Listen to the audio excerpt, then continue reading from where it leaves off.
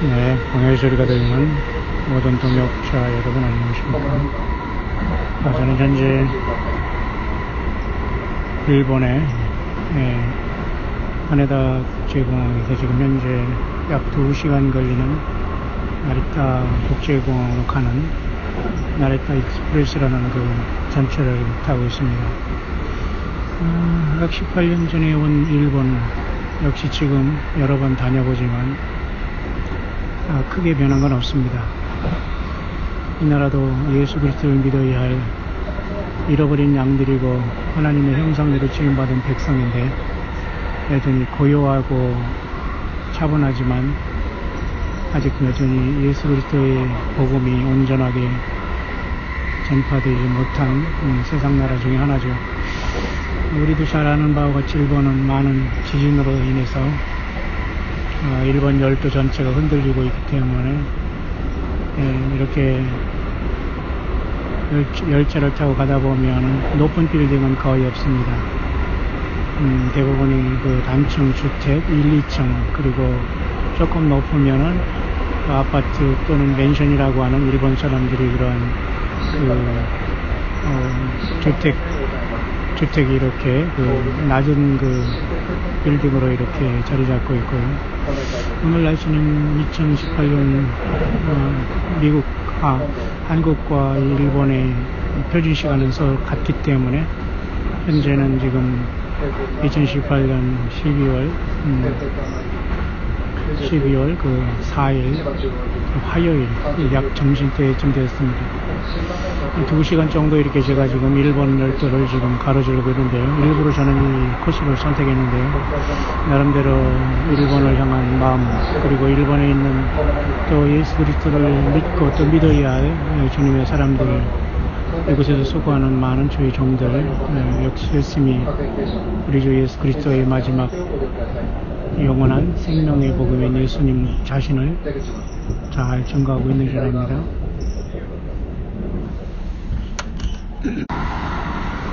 저는 이른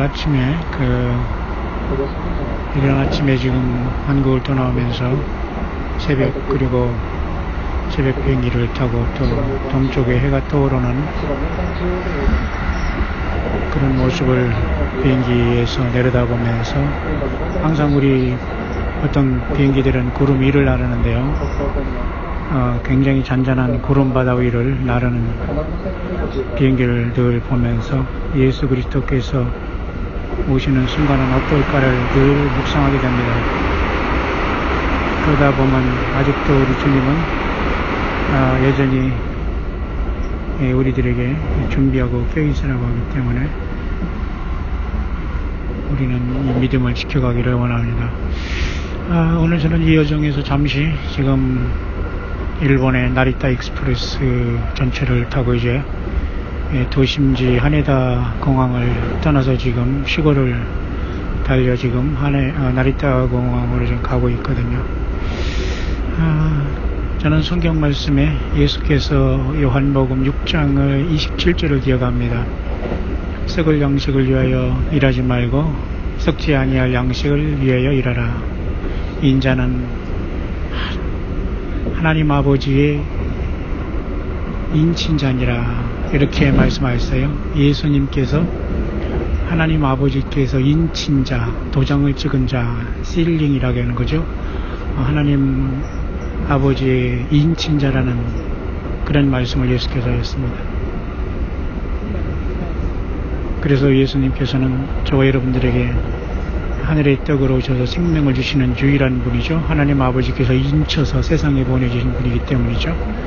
그렇기 때문에 우리는 예수님을 위해서 믿고 살아가는 것 자체가 썩을 양식을 위해서 사는 것이 아니라 영원한 생명 대신 예수님을 위해서 사는 것이 예수 믿음을 갖고 이 세상을 악착같이 견디고 참고 우리가 예수 믿음으로 살아내는 것입니다. 그와 동시에 저는 오늘 이렇게 비행기에서 일본을 향해서 날아오면서 한국으로서 얘기하면 동쪽이지 않습니까? 한국어로 말하면 동쪽인데 아침에 이렇게 태양이 뜨는 것을 보면서 저는 요한계시록 7장 2절을 생각했습니다. 마치 요한복음 6장 27절을 거꾸로 하면 7장 2절인데요. 거기에도 천사가 네 바람을 붙잡고 살아계신 하나님의 일을 가지고 해돋는 곳에서 와서 하나님의 종들에게 인치기까지 네 바람을 붙잡는 모습을 볼 때, 그때도 살아계신 하나님의 인을 가지고 네 바람을 붙잡은 네 천사가 하나님의 종들에게 인침을 시작하는 게 요한계시록 7장에 나와 있고요. 그것도 요한계시록 7장 2절입니다. 그리고 요한복음 6장 27절도 역시 예수님께서는 인자는 하나님 아버지 인친자니라 했어요. 27절, 7장 2절, 요한계시록 27절, 요한복음 6장 27절을 뒤로 27절, 요한계시록 7장 2절로 보면 그렇게 연결이 되어 있네요. 참 하나님의 말씀들에서 세포처럼 생명으로 연결이 되어 있다는 겁니다. 저는 그래서 예수님이 과연 이 땅에 다시 돌아오실 때에 새로운 어떤 도장이 필요한가, 인을 받아야 하는가, 인을 체험을 하는가에 대한 문제인데요.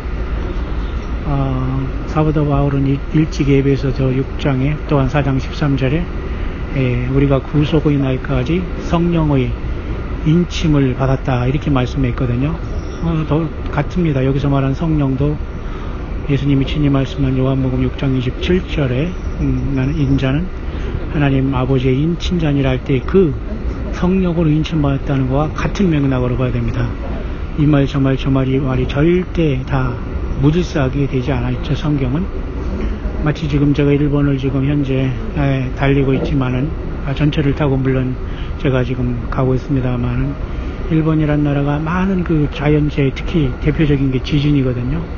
지진을 통해서 일본이란 나라가 오랜 세월 연단하고 국가와 이 재난이 같이 동시에 자라기 때문에 이들은 지붙이는 거란가, 그리고 여러 가지 뭡니까? 질서의식에 대해서는 아마 세계적으로도 굉장히 뛰어난 민족으로 봅니다.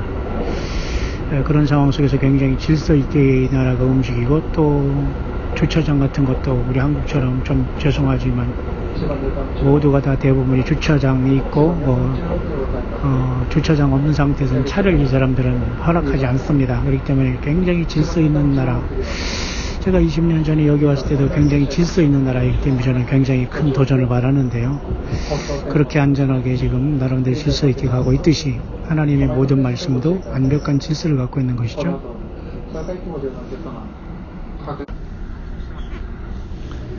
네, 전철이 이렇게 승로 상태에서 제가 잠깐 보니까 이 전철의 그 나대지라고 하나요? 그런 어떤 그 빈 공간에 지금 일본도 많이 그 솔라 발전소라고 할까요? 태양열 발전소라는 그런 어떤 판넬이 곳곳에 지금 전철역 주변에 이런 공백 이 나대지에 많이 이렇게 설치가 되어 있네요. 왜냐하면 저 공간을 그냥 놓을 필요가 없기 때문에 이렇게 태양열을 나름대로 일본은 이렇게 활용하는 것 같습니다. 물론 한국에도 지금 태양열 에너지가 많이 유용하고, 또 제가 미국에 지금 상태에서 제가 오가고 있습니다만 미국도 굉장한 그 태양열 발전이나 풍력 발전소들이 있는데, 어쨌든 지금 현재 굉장한 많은 이 판넬이, 태양열 솔라 판넬이 전철역에 쭉 아예 그냥 굉장히 방대하게 지금 깔려있네요. 과거에는 이런 모습이 없었거든요. 빈 공간 자체를 모두가 활용한다는 거죠. 어쨌든 여러분, 저는 이런 지금 현재 오늘 묵상을 하면서 특히 저는 요한복음 6장 27절을 기억하고 요한계시록 7장 2절을 기억합니다. 예수님 친히 말씀하시고 자기 자신 예수님은 이렇게 말씀하셨어요. 썩을 양식을 위해서 일하지 말라. 그래서 인자는 곧 하나님 아버지의 인친자니라. 사도 바울은 이 놀라운 주의 복음을 깨닫고 예수님이 물론 깨닫게 해주셨습니다만은 그죠? 에베소 4장 13절이나 6장에 우리가 구속의 날까지 인치심을 받았다. 여기서 말하는 구속의 날이라는 것은 주님께서 우리를 십자가의 피를 통해서 구속해 주시고 우리를 영접했죠. 우리가 주님이 다시 오실 때까지 구속의 날일 것입니다. 물론 천년왕국까지 또 영원까지 여기 있습니다만, 물론 주님께서는 다시 오실 그 순간은 요한계시록 2, 3장의 교회가 이 땅의 마지막 사명을 감당하고 한 사람 한 사람은 예수님을 철저히 믿고 섬기고 또 우리 삶 자체가 예수님을 성령을 모시고 사는 성령의 전이기에 이 믿음을 잘 지켜낼 때에 우리는 구속의 날이 돌아오고 주님은 우리를 부르실 것인데요. 우리는 그리스도 예수 안에서 잠자는 자들은 다 살아나고 죽는다고 말하지 않습니다. 우리는 그래서 이 살아있는 우리들도 변화해서 주님을 만나는 구속의 날까지 성령의 인침을 받았다라고 이렇게 바울사들은 말하고 있죠. 그것은 바로 예수님이 이 성령으로 예수님의 피로 제사한 바는 우리에 오셔서 우리와 동행하고 동거한다는 것. 마치 에녹처럼 에녹이 65세부터 하나님을 알아서 300년을 동행하면서 365세를 살았지 않습니까? 이것도 영적으로 1년 365일 동행하는 자가 에녹처럼 예수님과 동행하다가 하늘로 그대로 옮겨간다는 영적인 뜻을 내포하고 있고요. 또 역시 노아의 아버지가 라멕은 777세를 살았지 않습니까? 777이라는 것도 굉장히 은혜가 있는 겁니다. 그래서 노아의 아버지 라멕은 어쨌든 어떤 기록은 남아있지 않습니다만 777세를 향수했다는 것도 굉장히 의미가 있습니다. 그래서 그런 777세를 향수한 노아 아버지 라멕의 아들 노아가 이 땅에 셈과 함 야벳을 통해서 노아 형수의 간신히 보함을 받아서 이 땅 인류가 되었고 또 한 번 이 땅 인류는 노아 용수 때와 같이 이제 주님의 구속의 날인 다시 오심의 순간 노아 용수 때와 같은 처절한 노아의 방주의 탄산과 타지 못한 사람과의 분리가 일어날 수밖에 없는 현실입니다. 그런 상황 속에서 인자는 하나님 아버지의 인친자라고 할 때 누가 인을 맡느냐라는 문제입니다. 가장 먼저는 예수님을 요한복음 1장 말씀하는 영접하는 자 곧 그 이름을 믿는 자들에게는 하나님의 자녀가 되는 권세를 주는 것 그 자체가 예수님께서 성령으로 우리 안에 오셔서 우리가 동행하는 것이기 때문에 그 자체가 인침받은 하나님 아들 예수님께서 우리 안에 오셨기 때문에 우리 또한 역시 구속의 날 예수님 오실 때까지 예수님의 생명으로 또 주님과 더불어 인격적인 관계를 맺음으로 살아간다는 겁니다. 그래, 문 밖에서 문을 열면 내가 그에 들어가 그로 더불어 먹고 그는 나로 더불어 먹으리라 하지 않았습니까? 그렇다면 어찌하여 요한계시록 7장 2절에 또 한 번 그 6죄인이 띄어진 다음에 7죄인이 띄어진과 직전에 이와 같이 엄청난 네 바람이 부르기 전에 네 청사가 살아계신 하나님의 인을 가지고 해돋는 곳에서 와서 인치기까지 해야지 말라 하겠는가. 거기서 말한 그럼 하나님의 인은 무엇인가. 살아계신 하나님의 인을 갖고 왔거든요. 그럼 거기서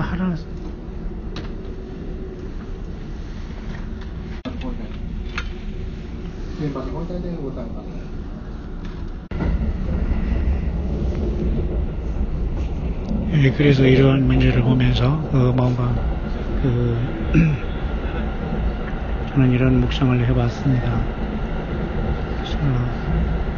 해돋는 곳에서 살아계신 하나님의 인을 가지고 왔다고 해서 어떤 사람은 해돋는 곳이 한국이라고 하지만 오늘 제가 새벽에 비행기를 타고 일본을 거쳐서 지금 또 다른 나라로 가고 있는 중입니다만은 저는 제가 일본을 걸쳐가고 있습니다. 묵상을 하기 위해서 또 주님과 대화를 하고 깊은 성령의 말씀을 통해서 성경을 조명하기 위해서 오늘 그래서 그 인에 대한 문제를 묵상하고 있는데요.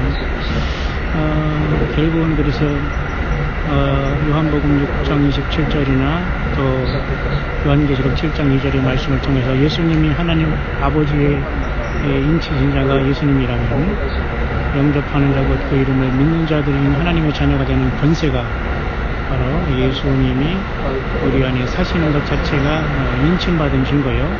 주님과 인격적인 관계를 말씀으로 나누고 그분과 성령 안에서 교제하며 회개의 삶을 에녹처럼 살아내는 우리들이 구속의 날까지 인치심을 받은 사람들은 바로 요한계시록 2, 3장에 어떤 이단과 성경을 떠난 자들과 예수 외에 다른 예수, 다른 복음, 다른 영을 완전히 극복하고 이겨내고 예수님 앞에 올인한 저와 여러분들이기를 바랍니다.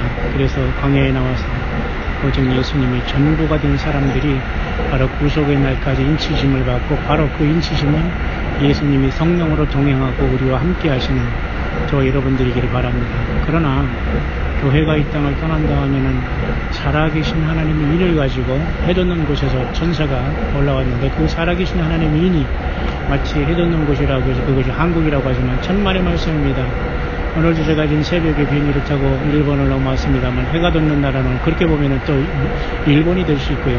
또 일본에서는 또 미국이 또 해돋는 나라가 되는 겁니다. 우리가 얼마나 여러분, 해가 여러분 해 뜨는 곳이라고 하고 동방이 무슨 그렇죠? 등불 코리아라고 하니까 한국이 무슨 대단한 나라라는 이런 착각에서 벗어나시고, 우리는 겸손하게 돌감남나무로서 예수님을 믿은 것을 감사해야 될 겁니다.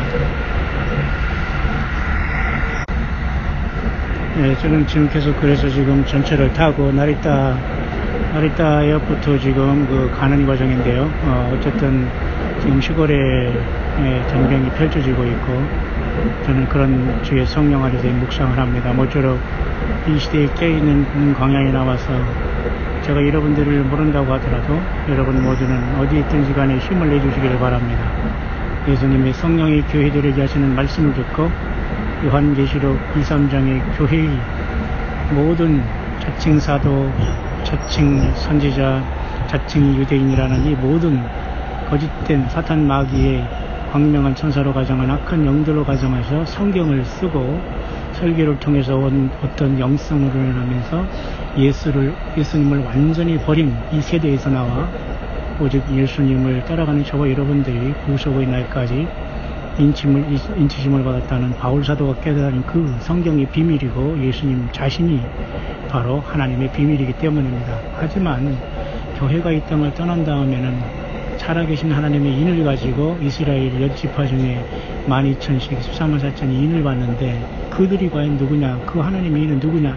결국 그것은 살아계신 하나님의 인이 다른 것이 아니라 예수 그리스도를 하나님의 아들로 영접하는 그것이 자체가 하나님의 인이 될 겁니다. 그리고 예수님을 영접하는 그 자체가 하나님의 도장이지 다른 어떤 것이 있을 수 없다는 얘기죠. 그래서 여러분, 장차 환란에도 이스라엘 백성들도 동일하게 예수님을 통해서 12,000씩 각 지파에서 14만 4천이 구원받아 나온다는 놀라운 역사가 요한계시록 7장 2절에 살아계신 하나님의 인으로 기록되어 있는 겁니다. 그 살아계신 하나님의 인을 받는 이스라엘 백성 중에 14만 4천의 천열매들은 바로 예수 그리스도를 하나님의 아들로 영접하는 것입니다. 그들이 환난 가운데 많은 사람들을 주님 앞에 인도할 것입니다.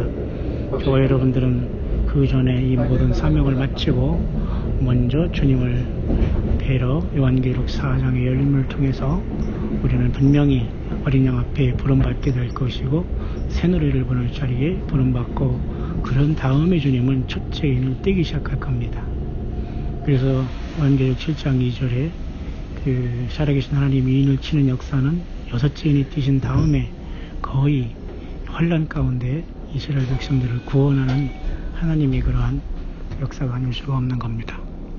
모쪼록 여러분 모두 예수님이 여러분 안에 계시고 주님과 늘 에녹처럼 동행하다가 언제 주님 모시더라도 마지막 나팔에 이리로 올라오는 주님 말씀을 듣고 열린 하늘의 열린 문을 향해서 주님의 음성을 듣고 함께 영광의 첫째 부활하는 저와 여러분들 될 수 있게 되시기를 잠시 1번 송교 광야를 지나며 우리 광야의 소리를 듣는 모든 우리 통역자 여러분에게 간절히 축원드립니다.